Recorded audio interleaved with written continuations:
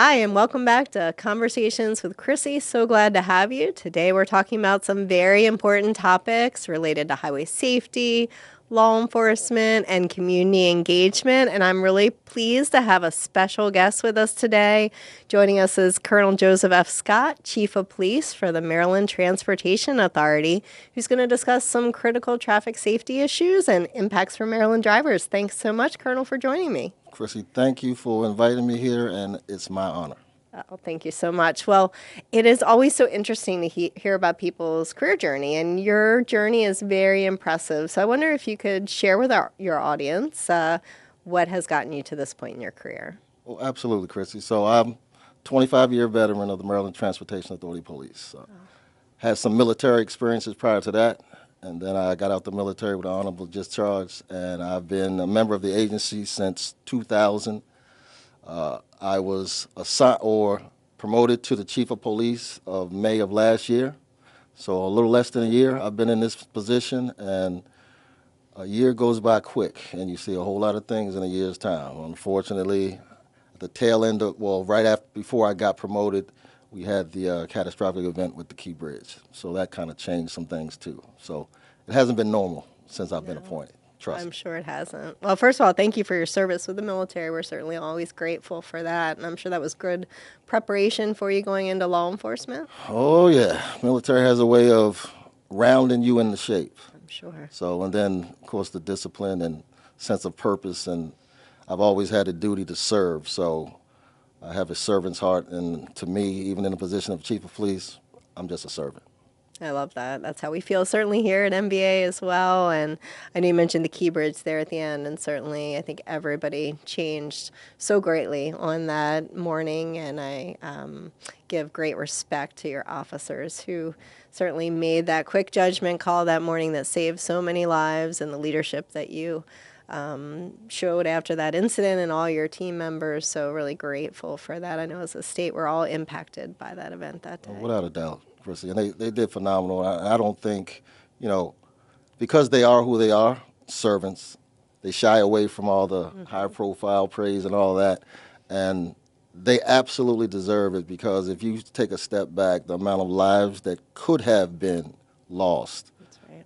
you have no way of measuring that. No way of measuring that. So they did a phenomenal job, and we give them their accolades every day. And I'm always big on giving people their flowers while they're here. I very much agree with that, and so grateful that you do that. It's very important. So let's start and just talk a little bit about traffic safety and MDTA's role. Obviously, MBA as well plays a critical role in terms of trying to educate and license drivers. But can you give us an overview of what your department does related to highway safety? Oh, absolutely. So you're aware of the Lieutenant Governor had a committee specifically dealing with work zone safety a little while, a year ago, and there was some legislation that came out of that. So we had 2 personnel on that committee that served in advisory capacity from a law enforcement perspective. So we did that. We constantly work with the Maryland Highway Safety Office. As you're aware, we had a conversation, I think, last December. And sometimes in life, you can be a big part of something. People change positions, leave the agency. So as I came in, that was one of my focal points. So much so as 2025, we created what we call the 7 pillars for 2025. And pillar number 1 is traffic safety. Love it. That's great. It's Absolutely. at the core of everything we do. And so I know from a traveling public standpoint, they'll see your officers out on the roadways if maybe they're going through one of the bridges or one of our tunnels here in this area. Of course, in Montgomery County, we've got the ICC, which you patrol as well. Talk a little bit about what is life like for one of your officers? What are the challenges that they face every day? I think that perspective is probably interesting to Without a doubt. public. Absolutely, Chris. And MDTA Police, our mission is unique. When you look at police officers, law enforcement in general, you think of, chasing bad guys through alleyways and the more community policing type thing. But because we on mostly highways, as well as the Port of Baltimore, BWI Airport, that's one of our areas of responsibility as well. We have a unique mission. If you go back to 9/11 and when that happened, that changed the world. It did. And the MDTA police, we're right on the forefront because we're responsible for critical infrastructure throughout the state of Maryland. So that put us on the forefront, and we had to be cutting edge in all the things that we do, the equipment we get, because we're responsible for securing some of the most critical infrastructure in the state of Maryland. And we take that very serious, from the Nice Bridge all the way up to the Hayden Bridge and in between. So we take that very serious, and traffic safety is the forefront of I like to say it's our bread and butter. And another important connection, 9/11 changed MBA as well because of licensing provisions and procedures we use too. So just as it changed law enforcement, it also changed our processes in a way that I don't think anybody could have expected before that time. Yes. Everyone knows where they were when. That's right, exactly. So from a driver perspective, what are some of the things that you'd recommend to drivers to be safe out on the road? And especially as you think about, you mentioned work zone safety, engagement with your officers who maybe are pulling somebody else over or helping somebody who's had an issue with their vehicle on the roadside. What are recommendations common sense things that you would give to drivers as advice to do on the roads? Pay attention. Don't be distracted. Park your cell phone. You want to get there safely. That's right. And then for Maryland has a move over law. Pay attention to vehicles on the side of the road. Recently it used to be just law enforcement or emergency vehicles. It got expanded to cars just stopped on the side of the road, stopped for whatever reason, and if in fact they have flashes on, emergency lights. Flashes on or flares that you're supposed to get over, even for them. Why would you not get to your destination? It's all about getting to your destination. So we want you to get to your destination. And as the officers out and about, we are law enforcement officers, but a big part of what we do is education. Education. So we like to do high visibility enforcement details, and when we do it, talk to the people. See, it's not always about giving people a citation. Sometimes it's about educating, and sometimes you come across people who did not know. Right. But as a driver, you have to be paying attention. Your speed is so important. There's speed limits for a reason. They gives you the ability, so if you think about it from this perspective, Chrissy, if a vehicle is going 60 miles an hour, it takes 240 feet for it to stop. If it's going 30 miles an hour, 75.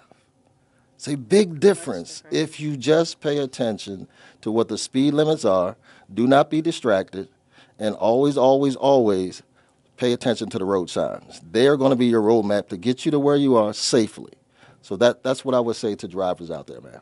Well, thank you so much for those reminders. And you're right, we see it in crashes when people are going faster. The injuries and unfortunately fatalities is where you see it because that high rate of speed just has that correlation. Can you talk about what you're seeing in terms of trends out there? Is it speed? Is it distraction? What are your officers seeing most now? I know COVID changed things, right? We've talked about that a lot in the safety community. What are the trends now that you're seeing out on the roadways? Yes, speed, distracted driving, without a doubt. They're the two biggies. As you referred to COVID, 2020, when we had the shutdown, we had everybody had to stay home. And from a police officer's perspective, because we, of course, Emergency Essential, we were out there every day. And you take this traffic it decreased to about zero, and then as the things opened up, people came back on the roadways. But they came back onto the roadways with a sense of anger. A lot of road rage incidents, and we've been having to deal with that. And they've just been on an uptick especially the last 2 years. So these incidents have caused police officers to really stay on their toes because understanding people want to get to where they are, but they're doing it aggressively. And it's for us, you see it every day. So speed enforcement details, HVs is something we do on a regular basis to try to slow people down. Again, you cannot get there if you cannot get there. Right. And that's a reality. So that's the things we're doing, and officers have been doing a phenomenal job. Case in point, this St. Patrick's Day, we did a high visibility enforcement for an 8-hour block and stopped over 284 cars. And they're also contacts and abilities to educate the public. It's not always about giving a citation or a warning, but educating the public. So those are the things we've been doing to kind of bring the speeds down. And since the COVID in 2020, it was a big influx. Now we're trying to make sure we kind of get that under control. Yeah, thanks for the partnership there. It's just so important to do those high visibility enforcement and traffic stops, even if it is just that education piece and not necessarily a citation. I know road rage, which you mentioned, is really a concern for drivers. If you're that driver who finds yourself confronted with, somebody who's being incredibly aggressive on the roadways, what do you recommend from a law enforcement standpoint that driver do? First and foremost, stay calm. Do not engage or escalate the situation, and then look for a safe location to get off or call for help. Do not engage. And you know what? That's funny, Chrissy. Law enforcement is not exempt. I had an incident where I was coming back in my personal vehicle from a soccer tournament with my son, and it was nighttime, and an individual rode up on the back of me. He was so close to me, I couldn't even see his headlights. And by the time I looked up to figure out what was going on, he had went around me, got in front of me, slammed on his brakes. I almost hit him, and then he took off. I'm a police officer. Right. I'm trained, and that was scary for me and my family. So road rage has gotten out of control, and we have to do our best to get it under control. So anytime we get those calls, we get out there immediately and we investigate. We have numerous ways of looking into trying to figure out what that vehicle was, because a lot of times they'll do, be it assault or try to cause a person to run off the road. So we have ways of kind of detecting those vehicles, cameras, LPRs, and our detectives will follow those up. And we've had some good success over the last year in tracking those down and persecuting those personnel. Yeah, it's so important. And in addition to the vehicle being a weapon, right, and that's a great example that you used, sometimes there are actually weapons in the vehicle. And I know we've had some reports in the media about that. That takes it to a whole nother level. Yes, Chrissy, unfortunately we did. And just last year in the summertime at the Bay Bridge, we had a road rage incident. And the individual produced a gun, fired it 3 times, and then took off. Fortunately, no one was struck, no one was injured. But through the investigation, we were able to locate this individual, bring him to justice, and real soon he's going to get his taste of justice, the Maryland Transportation Authority way. And the reality is we have to, anytime we have a situation like that, we have to follow it all the way through. We can't let that linger out there. When people understand that if you do these things, you will be prosecuted to the utmost of the law, that will cause people to think twice. This individual was careless, and he could have caused harm to many. You could have been in that traffic. That's right. And we have to get that message across as strongly as we possibly can. Well, certainly appreciate that. You talked about LPRs or license plate readers, and that ability to really identify a vehicle is what the plate was intended for. I know now we have all these colorful plates and people like to, display things that are important to them. But really for law enforcement, that plate is about identification and knowing who's behind the wheel and who owns the vehicle. But I know that there's sometimes challenges in that people either put covers on the plates, they try to make them unreadable, or maybe the plates are just old and they don't take advantage of our programs to get new plates. Can you talk about that and some of the challenges? Yes, in law enforcement, if you hinder our ability to identify, that puts us at a real disadvantage. So, and those who are out there trying to do harm or doing things illegally, they know and understand that. So they'll put those barriers in front and use covers that you can't read, that when you're going through the toll, it can't read that, and then that's revenue that's being lost as well. So you got to hit that from different fronts. And, there's some legislation in now that they're looking at that, and as far as the obstruction of the license plate. But it's funny, yesterday I was talking to one of the officers who is very deeply involved in traffic safety, and he told me that he is seeing now on social media, there's actually a spray that you can spray the license plate and they cannot be read. Wow. Technology is moving so fast, but it's moving fast for the criminal-minded person as well.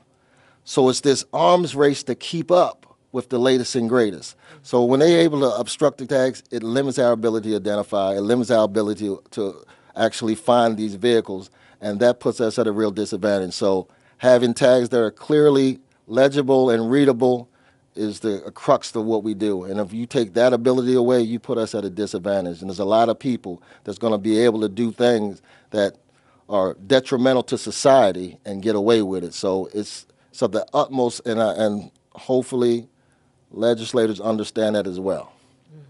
Yeah, so really your whole focus is keeping the public safe. So people who are making it more challenging for you to do your job are really going against the public safety and the ability to keep us and our families safe, which I know is everybody's real goal here.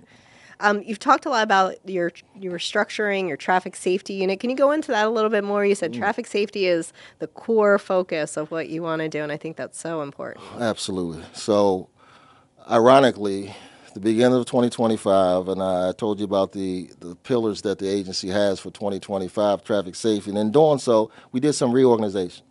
So we had an ops support section, and that ops support section is now transitioned, and we've changed some things around. We've changed some names. We got the ACE team now, our alcohol enforcement team. We have a Viper team now, and they do a lot of the traffic safety type initiatives, as well as the educational piece, and to really focus on the aggressive driving on 95 specifically.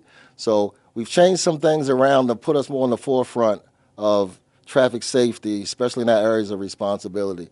But with that also comes a change in thought process. So sometimes you can become lax every day doing the same thing all the time. And what I've seen in 2025, we've started this synergy as we created some of these new units and young officers wanting to be a part of it, and that just does the officers and society as a whole just phenomenal, because now you have people who are even more engaged than they were, especially when you take an officer who's on patrol all the time and given the opportunity to be in a specialized unit, can call the shots a little more, and then they're just a little more open to be themselves and actually go out there and do work. And it's phenomenal what's happening now. So I've seen an uptick agency-wide for the first quarter of this year than last quarter. And already it's paying dividends because people are excited. That's great. And when you start that excitement, you can really, really get some things done. So what we do is not the most glamorous job, but it's a job that has to be done. And when you do it and you have fun doing it, that's just plus.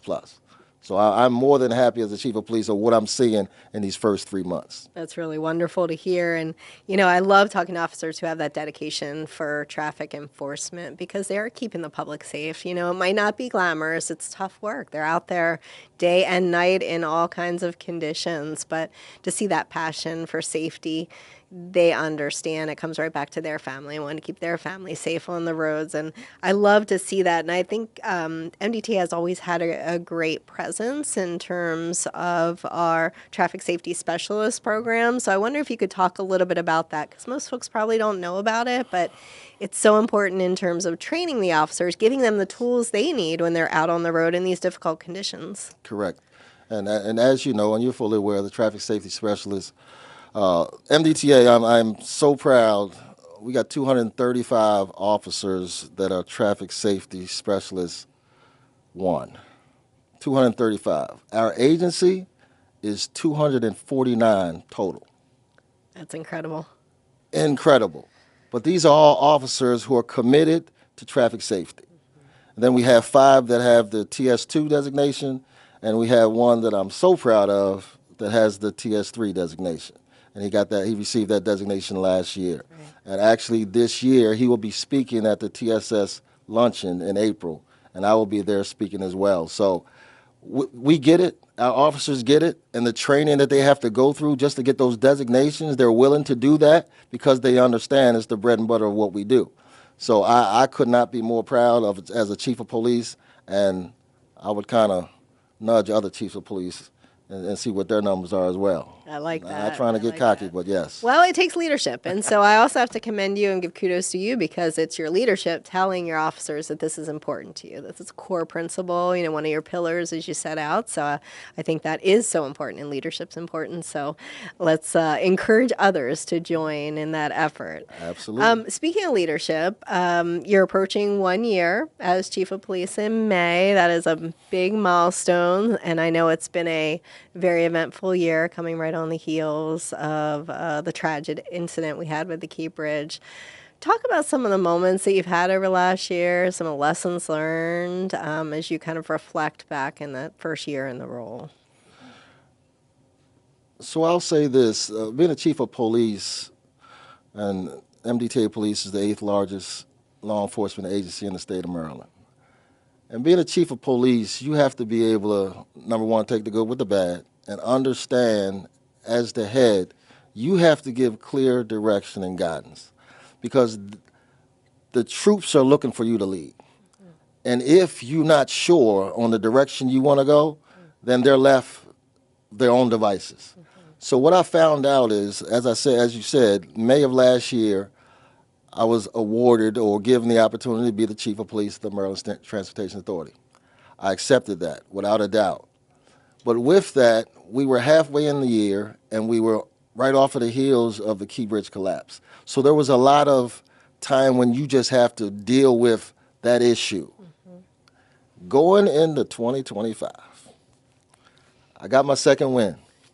And in December, I brought these 7 pillars. And we are knocking these pillars out.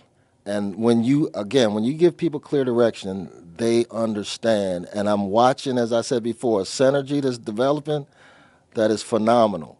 And I get an opportunity to say that organization that went through that have transitioned. We've made our adjustments. We're moving forward. And guess what? We have things in the forefront of our mind, i.e. traffic safety, which is the core of who we are and what we're responsible for, and we're doing those to the utmost of our ability, and we're doing it and we're having fun doing that. So lessons learned for me is understanding people are always watching, and you have to give them the tools, the desire, and encouragement to be the very best they can be. One of the things I started doing last year in the academy class, so I get an hour every month to go in and talk to the academy class during their 8-month academy. And what I consider myself doing there is I'm infusing in them my vision. So they get a chance to hear from me every month. There's officers out there on the street that don't get that chance. But I take an opportunity to give them the best start possible. And when they leave there, they already know who I am. They already know what my thought process is. They already know what's important. They already know the mission. And that gives them the ability to go out and say, well, I appreciate that. I know exactly what it is. And it gives them a little more momentum. I like to call it the wind beneath their wings to kind of push them. So we get ready to have this next academy class start April the 2nd. And I will be doing the same thing for this academy class as well. That's awesome. And you mentioned this is the largest class you've had in many years. 25 years, man. That says that you're doing something right. Yes, and law enforcement it went through a little, rough patch, and there were some incidents that happened around the country that caused to kind of give us a black eye. But I think the pendulum is swinging back now, and law enforcement, I always had a positive view from the public for the most part, but now I think we're getting back to that once again, and people are feeling that and want to be a part of that.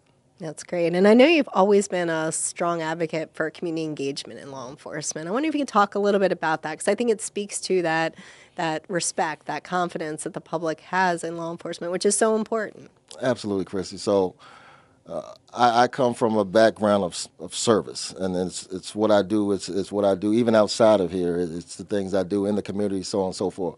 So I bring that, and MDTA Police, we've always had a pretty robust community engagement unit, for lack of a better term, and here in the last 2 years, we've kind of ramped that up. We've gotten some real communication and some real relationships we developed with the community where we're at, the Turner Station community, and to the point where we've been invited to certain events, services. March of last year, this is ironic. March of last year, the beginning of March, I'm going to say 2 weeks before the Key Bridge incident, I was invited to speak at a church in Turner Station, and the MDTA Police came. It was Civil Engagement Sunday, and it was a phenomenal service where we were able to be there and engage with the community, and they could see us in our human form. That's huge. Sometimes you look at someone in a uniform and you put them in a category, but it's hard to put them in a category when you've talked to them, spent time with them, shared with them, cried with them, laughed with them. So that's a big part of what we're doing in the coming years, and actually there's a service over at that church again next week, which we'll be attending as well. But when you do things like that and a catastrophic event happens, right away the members of the community are calling me because we have those relationships. And I can help calm the fears as we go through this process together. I think that's wonderful. And if you think about it, probably a lot of young people in that audience who saw the example of law enforcement and look up to that and hopefully one day aspire to also be officers and make a good impact in their community as well. That's a side note to all that. Yes, ma'am. So you shared so much wonderful information about MDTA, but I wonder if you'd like to offer any stories, any anecdotes about the officers who are out there every day protecting Maryland residents. Truly believe they're unsung heroes out there. Their stories don't always get told, but they make such a difference in people's lives. They're out there saving lives, frankly. So I wonder if there's anything you'd like to share about them. So I'm going to tell you a story that's just happened recently, and we gave these two individuals what we call chief salutes for their outstanding service. So there was two officers we have a dispatch center, and one of the dispatchers was pregnant and went into labor. Called called fire rescue to come, but the officers jumped into action and they took her to the hospital themselves. And I talked to this dispatcher, and she was so excited and happy. The baby was born happy, healthy. Mom and daughter was fine, but these officers just knew because they said, you know what, that's all well and good, but guess what? I can do this. And they just jumped in. Those are the type of things that I love to see because, number one, we all want family anyway. And to see officers taking care of the dispatchers, to me, that was just phenomenal. And several, I can go on and on and on. I talked to a pastor that pastors another church not far from the agency, and she was telling me how she was stopped by one of my officers. And so usually when you hear that, you're like, okay. She said, no, this young man was so professional. Now she's 70-something years old, older black female, and she said too, you know, I've had my lack of trust with law enforcement. This gentleman put me at ease. Nice. And guess what? I was speeding. See, they're okay with that when you explain it to them, and then they can accept it. You don't have to come with a harsh word. I tell officers all the time, that contact can change someone's life. And if you look at it from that perspective, you can give them the ability to walk away from that and say, you know what? I'm an advocate for you now and not against you. And so stories like that, I hear them all the time. We have a website that you can send those to. We call them kudos, and we get them regularly, especially with officers at the airport. You go to the airport, you know, you come to pick up a loved one, an officer will stop, see, you know, we got to keep traffic moving without a doubt. But when you have an older woman coming out in a wheelchair, the officer can go and help. Right. The human element. Just because we're in this uniform, we're still human, and we need to make sure we portray that. So that's just a few of them, Chrissy, but I hear them on a regular basis, and it just warms my heart as a chief of police. Well, that's wonderful. Now I'll add an MBA story to that. You came to our Baltimore City branch office a few weeks back because we had a customer. For those our listeners who don't know, we do have some security from MDTA at our Baltimore City branch office. And unfortunately, we had a customer who had a very serious medical emergency while visiting the MBA. Officers jumped in without any hesitation and frankly we believe they saved that individual's life and kept them stabilized until emergency services were able to get there. So just another example you don't think about of how officers can touch somebody's life. And I love the stories that you shared because it's all about that human connection and about us caring for each other. And I think we all need that a little bit more in the world. And so I am certainly grateful to you and your leadership as well as your officers for what they do every day. And thank you really for joining me. It's been a great conversation. I do have one question before we wrap up. We're asking every guest this season to tell us what their favorite Maryland food is. So I'm curious to hear what you like. Crab cake. Crab cake. I love crab cake. That's I'm a fan seafood favorite. Yeah, I'm a seafood head. I love seafood. So a nice broiled, I try to stay away from fried, but a nice broiled crab cake is my favorite. And if I can get one of those and a nice Pepsi, I'm good. I always joke with my colleagues from other states, if I see crab cakes on a menu and it's not Maryland, No, don't do it. don't do It's it. going to be a hockey puck, not Yeah. not the softball we know as our Maryland crab cakes, You'll right? be thoroughly disappointed. Yes, ma'am. Very good. Well, again, thank you so much, Colonel, for joining me today. It's been an absolute pleasure, and I know our listeners have learned something today. I just want to encourage our listeners, as you're out there, as you're interacting with law enforcement, or just driving yourself, please make sure that you're safe behind the wheel. Follow those great tips that the Colonel outlined in terms of keeping your speed down, putting that phone away, making sure you're not distracted. Buckle up every time and be careful out there. We all want you to get home safely. That's our goal, to get home to our families. So thank you for joining us for Conversations with Chrissy. Look forward to seeing you next time. Take care.